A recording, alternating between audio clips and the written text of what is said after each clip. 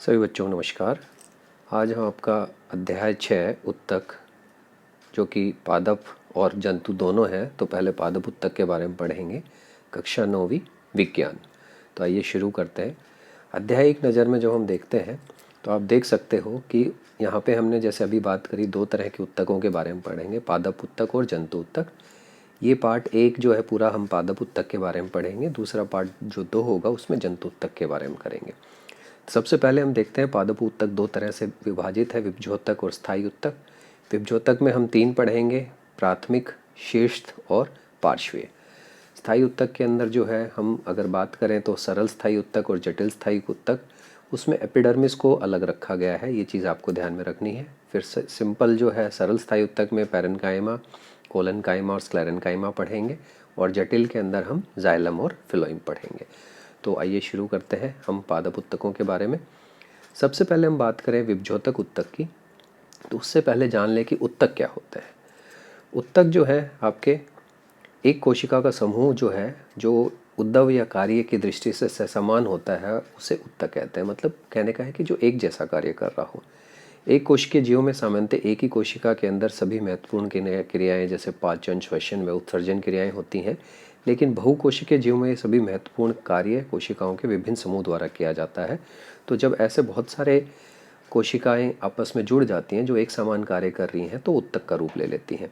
तो कोशिकाओं का विशेष समूह जो सृजनात्मक, कार्यात्मक व उत्पत्ति में समान होते हैं, वो उत्तक कहलाते हैं।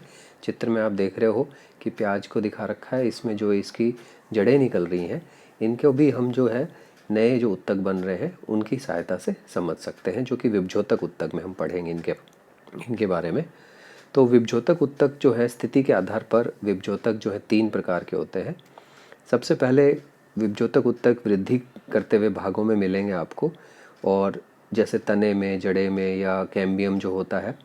एक होता है आपका शीर्ष विभज्योतक। शीर्ष विभज्योतक जो है शीर्ष विभेदन तने व जड़ के अंदर जो है मिलेगा, और जो है लंबाई में वृद्धि करने में मदद करता है। अंत विशिष्ट विभज्योतक आपको जो है दो जो है आपके टहनियों के जहाँ पे पत्ते निकलते हैं उनके बीच के अंतर भागों को वृद्धि करने में मदद करता है, और पार्श्वीय जो है उसकी मोटाई की वृद्धि करने में मदद करता है। तो आप देख सकते हैं तीनों को इसके अंदर, चित्र के अंदर। शीर्ष जो है ये दिखा रखा है ऊपर, जो इसकी लंबाई में बढ़ाने में करेगा।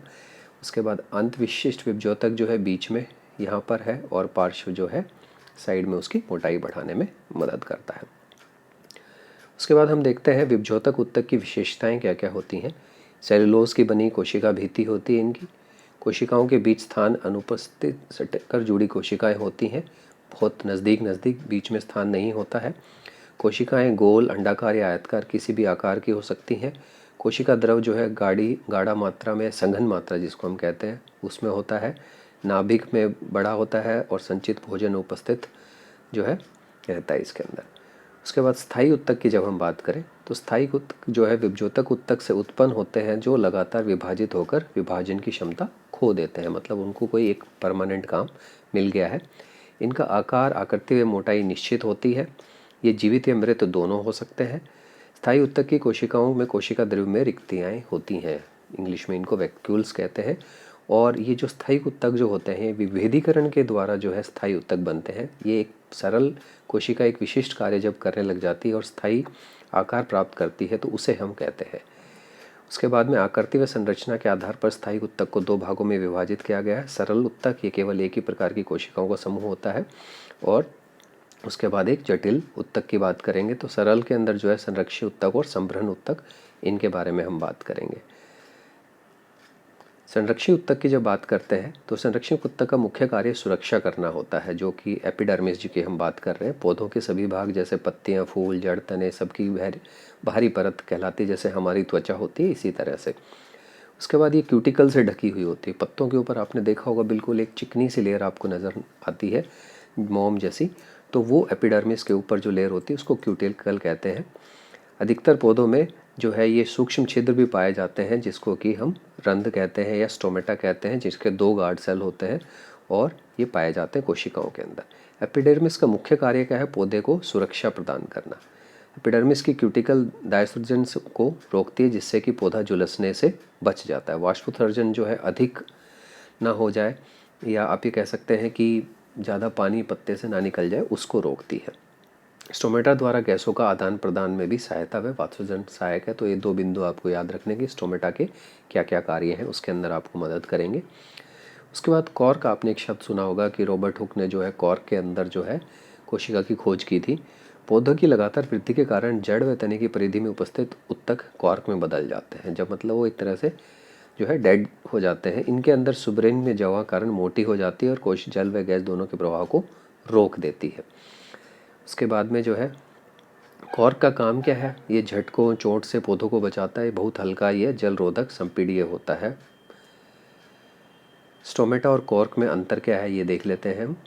स्टोमेटा, ये पत्तियों के एपिडर्मिस में बहुत से सूक्ष्मदर्शी छिद्र होते हैं जो कि वक्र के आकार की गॉड कोशिकाओं से घिरे होते हैं, स्टोमेटा कहलाते हैं। आपने देखा भी होगा इस तरह से जो है इनके, जैसे हमारी किडनी के आकार होता है बिल्कुल वैसे ही जो है हमारे स्टोमेटा का भी आकार होता है, इसलिए कहा गया है। और इनका कार्य क्या है, कार्बन डाइऑक्साइड का और ऑक्सीजन का आदान प्रदान और जल वाष्प में। जबकि कॉर्क तने व जड़ में वृद्धि होते जाते हैं तो द्वितीयक मेरिस्टम एपिडर्मिस को बाहर की ओर धकेलते हैं। ये पौधे के तने में बाहरी भाग के कई स्तरों में कॉर्क या पौधे की छाल के रूप में इकट्ठे होते जाते हैं ना। आपने देखा होगा कि पौधे के बाहर जो उसके ऐसे उठी हुई जो छाल सी होती है उसका रूप है। इनके बीच में किसी प्रकार का अंतरावाक्ष नहीं होता, ये कोशिकाओं के सुब्रिन के जमा होने से होते हैं। एक तरह का पदार्थ होता है सुब्रिन, जिसकी वजह से इनकी जो भित्ति मोटी हो जाती है उसको कहते हैं। सहायक उत्तक, सहायक उत्तक की जब बात करें तो ये 3 प्रकार के होते हैं, पैरेन्काइमा, कोलेन्काइमा और स्क्लेरेन्काइमा। अगर सबसे पहले पैरेन्काइमा की बात करें तो समान व्यास वाली जीवित कोशिकाएं हैं। ये आप देख सकते हो चित्र के अंदर भी। गोल, अंडाकार, बहुभुजीय या लंबी किसी भी आकार में हो सकती हैं। कोशिका भित्ति पतली व कोशिका द्रव सघन होगा इनके अंदर।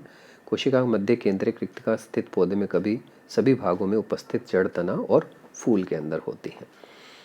उसके बाद भोजन को संचित करती हैं, यांत्रिक मजबूती प्रदान करती हैं और भोजन को एकत्रित करना, पौधे में अपशिष्ट पदार्थ, गोंद, रेजिन, क्रिस्टल, टैनिन इकट्ठा करना पैरेन्काइमा कोशिकाओं का रूपांतर है। ये जो जितनी भी चीज़ें होती हैं अपशिष्ट असल में जो है पैरेन्काइमा कोशिकाओं के अंदर इकट्ठा होता रहता है, ये उसी का एक रूपांतर कह सकते हो। जब पैरेन्काइमा कोशिकाओं में क्लोरोप्लास्ट पाया जाता है तो वे हरे रंग की क्लोरोकाइमा कहलाती हैं। आप ऊपर वाला पैरेन्काइमा है, इससे पिछले वाले स्लाइड में था। और ये प्रकाश संश्लेषण करके भोजन बनाती हैं। उसके बाद में आप देखोगे कि इसके अंदर अगला है पैरेन्काइमा। जब पैरेन्काइमा कोशिकाओं के बीच अंतकोशिकीय स्थान बढ़ जाता है तो इन अंतकोशिकीय स्थान में वायु भर जाती है, तब ये एरेन्काइमा कहलाती हैं। खाली जगह जो दिखा रखी है इनके अंदर, जिससे पौधे हल्के हो जाते हैं और ये इनको उत्प्लावन बल प्रदान करती हैं, पौधे को पानी में तैरने में मदद करती हैं। जलीय पौधों में पाया जाता है। अगला है हमारा कोलेन्काइमा। पैरेन्काइमा के समान जीवित कोशिकाएं कुछ क्लोरोफिल युक्त होती हैं। पतली कोशिका भित्ति होती है इनकी, लेकिन लंबी स्थूलता सेलुलोज व पेक्टिन का कोनों में जमाव होना शुरू हो जा सकता है। ये देख रहे हो आप, ये कोने कोने के ऊपर जो है मोटी होनी शुरू हो जाती हैं।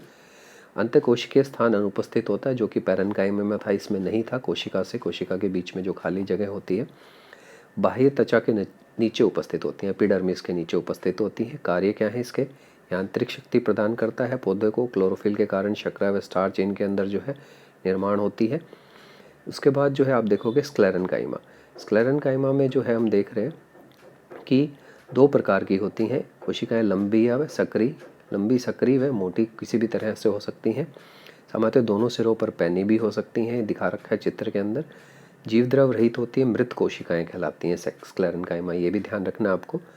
लिग्निन कोशिका भित्ति को मोटा कर देता है। जो कोलेन्काइमा में शुरू हुआ था सिर्फ कोनों में, यहाँ पे पूरा जो है मोटी हो जाती है और ये जो है आपको मोटाई, फ्लोएम में कठोर बीज बनाने में मदद करती है। जैसे आम है, नारियल है, बादाम आदि सब में पाई जाती हैं। इसके साथ स्क्लेरेन कोशिका लंबी सक्रिय लिग्निन युक्त होती हैं। पौधे की छाल, नारियल ऐसे कोशिकाओं के आप उदाहरण भी बोल सकते हो इनको।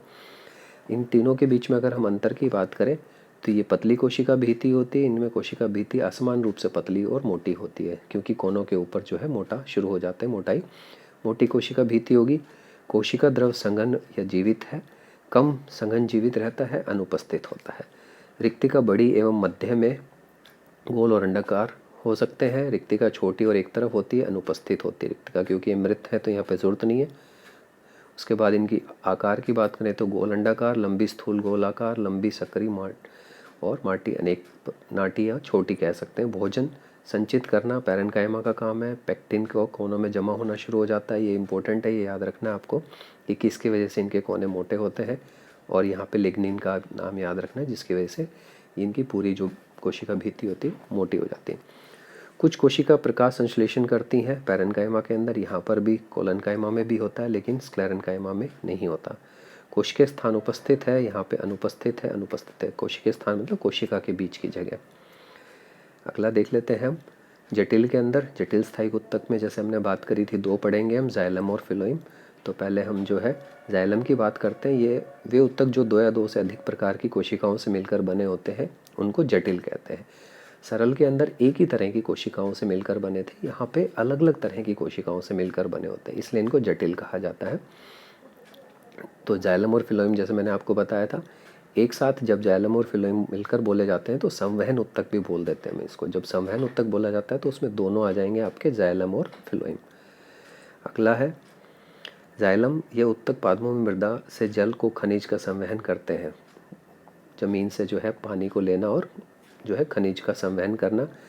वहिका, काष्ठी कोशिका, भित्ति, एकल कोशिका, लंबी नली के रूप में मृत, इसमें 4 तरह की कोशिकाएं होती हैं।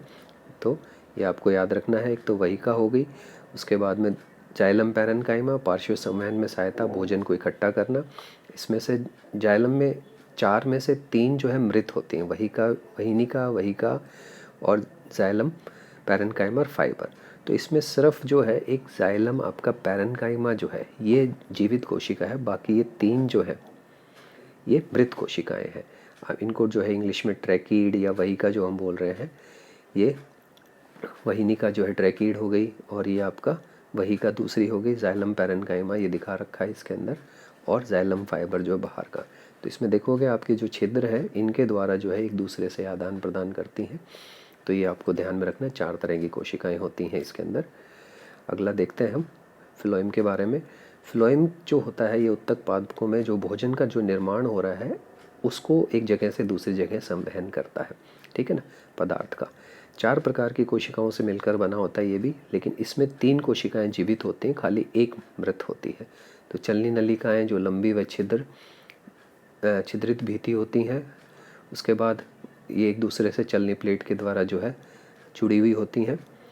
छिद्रों द्वारा अन्य चलेगा को कोशिका में संपर्क हो गया। फिर सहचरी कोशिकाएं जिसको कि कंपेनियन सेल कहते हैं या साथी कोशिका भी कहा जाता है, ये लंबी सक्रिय सघन जीवद्रव्य व बड़े केंद्रक वाली होती हैं। फ्लोइम पैरेन्काइमा सरल पैरेन्काइमा कोशिकाएं हैं, ये भोजन का संग्रह करती हैं और उनका संवहन करती हैं। और फ्लोइम रेशे ये स्क्लेरेन्काइमा रेशा दृढ़ता प्रदान करते हैं। तो इसमें जो है फ्लोइम रेशे जो है एक मृत कोशिका है, बाकी फ्लोइम पैरेन्काइमा, उसके बाद जो है आपकी चलनी नलिकाएं और सहचरी, ये तीनों जो हैं आपकी जीवित कोशिकाएं। आप देख सकते हो चित्र के अंदर जो है ये आपकी जो है यहाँ से जो आ रही हैं ये छिद्र द्वारा जो है चलनी नलिकाएं हैं। उसके बाद सहचरी को ये कहा जाता है साथी कोशिकाएं जो होती हैं ये, ठीक है ना। और उसके बाद फ्लोइम पैरेन्काइमा ये हो गया आपका, और रेशे जो है इसमें साइड में होते हैं। तो इस तरह से जो है ये 4 हिस्से होते हैं आपके फ्लोइम के, जो कि भोजन का संवहन करता है।